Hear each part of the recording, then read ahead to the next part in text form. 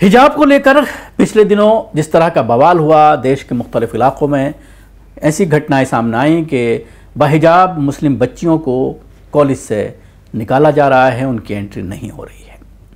इस मामले को लेकर पहले भी सुप्रीम कोर्ट में काफ़ी कुछ चला, लेकिन अभी तक उसमें कोई फैसला नहीं आया। लेकिन एक मुंबई के एक केस में सुप्रीम कोर्ट ने जो फैसला दिया है, जो सुप्रीम कोर्ट ने टिप्पणी की है, वो काफ़ी अहम है और कहीं ना कहीं जो हिंदुत्व के रखवाले हैं, अपने आप को हिंदू बताते हैं, और जो देश की सभ्यता है, पर्दा, ऐसा नहीं है कि मुसलमानों में है, बल्कि घूंघट करने का रिवाज हमारे हिंदू भाइयों में भी सैकड़ों साल से चला आ रहा है और आज भी ये राइज है। जो गांव में आप चले जाइए तो हिंदू महिलाएं जो है वो घूंघट करती हैं, यहाँ तक कि अपने जो रिश्तेदार हैं उनसे भी, अपने ससुर से, जेठ से पर्दा करती हुई नजर आती हैं। लेकिन जब मुस्लिम एंगल आता है तो ज़बरदस्ती उसको एक इशू बनाया जाता है। इसी तरह के मुख्तलिफ मामले सामने आए जिसमें बच्चियों को स्कूल से निकाला गया, उनको एग्ज़ाम तक नहीं दिया गया। आपने कर्नाटक में पिछले दिनों देखा था जब भारतीय जनता पार्टी की सरकार थी। उसके अलावा महाराष्ट्र में भी इस तरह की घटनाएं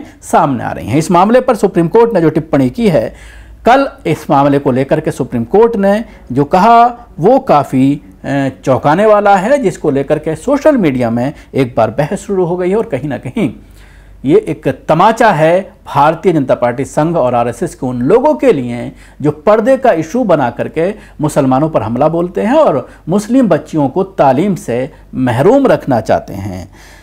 सुप्रीम कोर्ट ने शुक्रवार 9 अगस्त 2024 को मुंबई के कॉलेज के उस परिपत्र पर आंशिक रूप से रोक लगा दी है जिसमें कॉलेज परिसर में हिजाब, बुर्का और नकाब पहनने पर पाबंदी लगाई गई है। कोर्ट ने कहा है कि अगर कॉलेज का इरादा छात्राओं को धार्मिक आस्था से के प्रदर्शन पर रोक लगाना था तो तिलक और बिंदी पर प्रतिबंध क्यों नहीं लगाया गया। अहम टिप्पणी है कि अगर सिर्फ आप धार्मिक पहचान वाली चीज़ों पर अगर आप प्रतिबंध लगा रहे हैं तो फिर बिंदी और तिलक पर प्रतिबंध क्यों नहीं लगाया। कोर्ट ने इसके साथ ये भी कहा है कि छात्राओं को ये चुनने की आज़ादी होनी चाहिए कि वो क्या पहने। सुप्रीम कोर्ट ने यह भी कहा कि शिक्षित संस्थान छात्राओं पर अपनी पसंद को नहीं थोप सकते। जस्टिस संजीव खन्ना और जस्टिस संजय कुमार की पीठ ने एनजी आचार्य और डीके मराठे कॉलेज चलाने वाली चेंबूर ट्रॉम्बे एजुकेशन सोसाइटी को नोटिस जारी किया और 18 नवंबर तक उनके जवाब तलब किए हैं।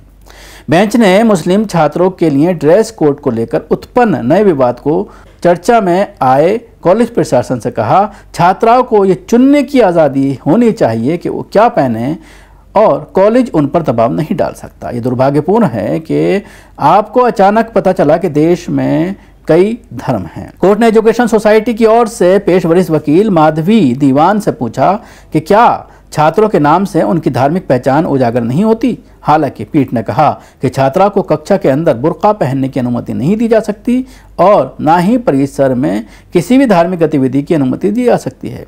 बेंच ने कहा कि उसके अंतरिम आदेश का किसी के द्वारा दुरुपयोग नहीं किया जाना चाहिए और किसी भी दुरुपयोग के मामले में एजुकेशन सोसाइटी और कॉलेज को अदालत का दरवाज़ा खटखटाने की स्वतंत्रता है। सुप्रीम कोर्ट के अंदर हिजाब, बुर्का और नकाब पर प्रतिबंध लगाने के कॉलेज के फैसले को बरकरार रखने वाले बॉम्बे हाई कोर्ट के फैसले को चुनौती देने वाली याचिका पर सुनवाई कर रहा था।